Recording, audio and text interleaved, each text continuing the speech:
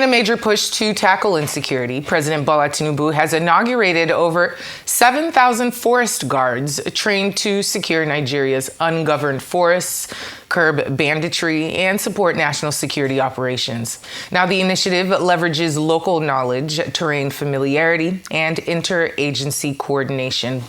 But experts do warn that clear operational roles and integration with existing security forces will be critical for success.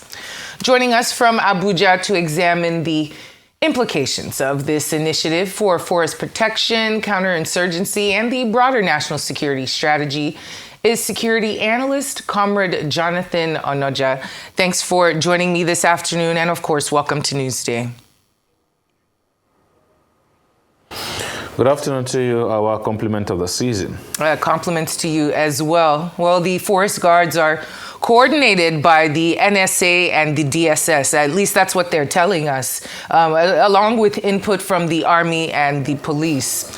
How can the government prevent this interagency rivalry that often occurs and destabilizes some of our best thought out Nigerian security operations?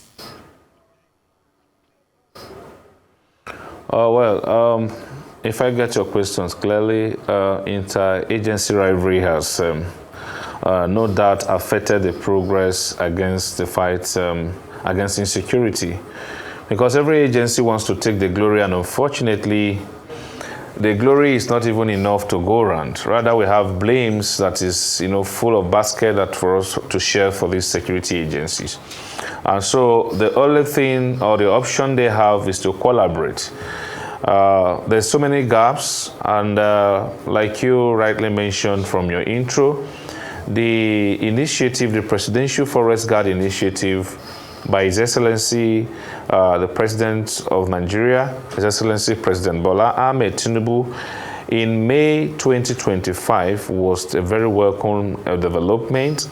And we saw the effort, the concerted effort again, where over 7,000 forest guards personnel have been trained and even deployment ongoing. These are welcome developments. And they can't do that alone because, anything that has to do with insecurity has to come with collaborations. The police has to collaborate with this personnel.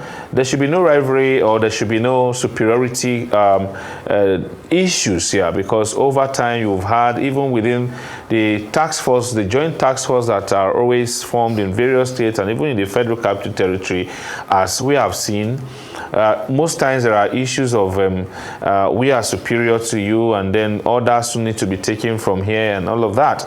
And so we need to drop all of that now and then solve the problems that is before us, which is the monster, those in the terrain, those in our terrain that wouldn't want us to sleep or to even have peace or to have a nation. So we have a common enemy, and this is what we are all working towards to, ensure that we get rid of them from our shores. The coming of the forest guards and the subsequent, arming of these guards, it showed very well that His Excellency President Bola Ahmed Tinubu, is working towards advancing the safety of every Nigerian. And the security agencies must work together, and the coordination center, also from the Office of the National Security Advisor, must be determined to ensure that this set of young trained officers are given the right support, for them to provide services and to get rid of those criminals from our forests. Now, it all seems a bit rushed. I know that it's quite urgent, the situation on ground. We know the recruits underwent 3 months of intensive training course. Is 3 months sufficient to prepare these troops, for these first responders, to face well-armed, battle-hardened bandits that have been living in these forests for years? Also, the use of drones and thermal imaging. To what extent will guards be tech-enabled, or are we just sending them out with new boots and new guns and new uniforms? Well, away from the physical arming of these personnel. I am sure that it will be an intelligence-led operation, or rather, it will be intelligence-based. Their activities will not just be that they get into the forest and begin to look for the criminals. But like I always said, and I know that when you have to fight anything insecurity, insecurity is already localized in in the current day Nigeria, in the modern day Nigeria. And so, when you want to fight anything insecurity, you will use the natives. The natives, go to where the natives are concentrated. That's where you are going to get the real intelligence. So those that are within the various communities knows where and when those criminals they operate. I give you an instance, the popular Sambisa forest. The locals in those areas knows few things about the existence of the Zambisa's forest. And so why this training is happening across the states and the deployment is also going to be within the states, more of the idea of the state policing, we are confident enough that there will be intelligence aids coordinated from either the state's Office of the State Security Advisor, or depending on the collaboration or the parameters that they will be using. Even hunters, just ordinary hunters in the local areas that travels or go around for their hunting, don't just go into the bush and start combing the bush. They knows, the tricks of the animals they are looking for. They know how to get them. They know what to do to get them. So there will be intelligence, aiding them away from the boot, the new uniforms, and the arms. Our security agencies have been bearing arms over the years, and nothing has changed. And so let me add this, that why the Forest Guards, the Presidential Forest Guard Initiative, it's a welcome idea to, and with a particular assignment of ensuring that our forest is safe and that these criminals are discarded and neutralized. There's need for neighborhood watch. And I keep saying that the people that have been in the bush will not be the same people that will be, in the various communities. There should be intelligence. There should be sequences of this intelligence. And I've often advised that the National Assembly, who have the key to some of the reforms, we talked about state policing then. I think the discussion for all of that has a bit whittled down. But I continue to advise the National Assembly, the 10th Senate, especially His Excellency, the President of the Senate. I keep saying that there's need for him to bring some initiatives on board like that of the Forest Guard and the Nigerian Peace Corps bill that is before the National Assembly. 7,000 persons already out from the Forest Guard. These are Nigerians. You have in a way created job for them while they are contributing their quotas to national security and peace. But away from that again, we also have establishment of people that have, offices and commands in over 36 states and have coordinations in all these areas. We are talking about schools and all of that. These people can be relevant in those areas.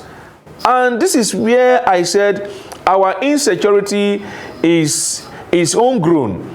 We know what to do. We know how to solve the problems. But it's quite unfortunate that we won't want to do anything to solve the problems. The Forest Guard, like I keep saying, we bridge the gap of what is happening within the forest and the locals. But then we have police stations almost in over 774 local governments. What has been their essence, the reason why we have not seen, that projection, that progression towards the fight against insecurity is because we don't have the manpower. And so when we have people that are ready, youth that are ready, that have understanding of what to do, is to give them the opportunity. There are so many youth that are not even ready to get salaries from the government. Just give them the mandate to say, look, flush these guys out, and they will do it. Yeah. There are youths which I visited a place in Akpa Otobi sometime this year, and the youth on their own took it upon themselves. That was where there was the Akpa Otobi attack, where mothers, children were killed, were maimed. Well, comrade. The youth in that community took it upon themselves to protect the place. So we must arm our youth, not necessarily with the physical arms, but give them the go-ahead. All right, comrade, allow me to interrupt here for the sake of time. Seeking for establishment. Yes, okay, yes. Please go ahead. I agree with you. But we've seen soldiers, even police, protest over their unpaid allowances, unpaid salaries. What's your take on the sustainability of the salaries of these individuals, the insurance structures for the over 7,000 men who are now putting their own lives at risk? I am confident enough that His Excellency President Bola Ahmed Tinubu, the Commander-in-Chief of the Armed Forces, understands our insecurity. And it's for that reason that he's bringing the insecurity to the barest minimum. He knows very well that employing this set of youth, training this set of youth, arming them, giving them uniforms and sending them to the forest without paying them their allowances and their dues is another aspect of insecurity. This is why I've often said that, look, when we talk about national security, we cannot use our regional security solution to solve our conventional insecurity problems. And so for that reason, he will not just employ or give a go-ahead of employment of 7,000 persons with even arming and training them without having a budget system for them in the 2026 budget.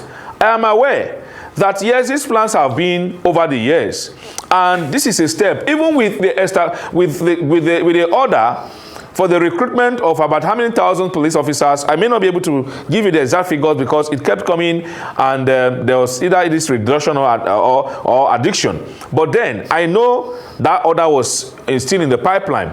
So definitely there will be provision for this set of new recruits, because if you see what we spend on ensuring that we come out of our insecurity, you will rather imagine that we will spend less when we want to provide security. The budgeting system for our insecurity over the years continue to grow from one stage to a higher stage. Now, if we are now providing alternatives, or we are now thinking of initiatives to cushion these things, we are not going to spend more as we used to spend. Right. So I am confident enough that the payment of these individuals will not be a problem. Well, we sincerely hope so. We will just have to see how all of it unfolds. Comrade Jonathan Onoja, thank you so much for joining me here on Newsday.